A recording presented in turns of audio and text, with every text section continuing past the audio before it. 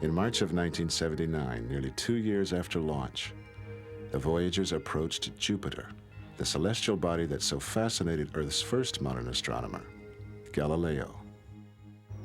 Passing through the boundary where the supersonic solar wind slams into Jupiter's magnetic field, the spacecraft's instruments recorded a strong bow shock. Named after Jove, the supreme god of Roman mythology, Jupiter is an enormous whirling sphere of turbulent gases, big enough to hold over 1,300 Earths. The Voyagers discovered thin rings of dust encircling the planet, tiny grains containing silicon or carbon, like a fine haze of ash and smoke. Jupiter's atmosphere displays a dazzling variety of alternating patterns. Cold, light-colored zones dominated by ammonia ice crystals in the higher altitudes, and warmer, dark belts of solid sulfurous particles in the lower altitudes. Voyager's cameras afforded scientists spectacular close-up views of the Great Red Spot, a storm 3 times the diameter of Earth raging in Jupiter's atmosphere. Voyager atmospheric scientist Dr. Andrew Ingersoll. The Great Red Spot is a counterclockwise rotating storm, sort of like a hurricane, that has persisted for over 3 centuries. We were amazed that this spot could survive in the midst of all this turbulent activity.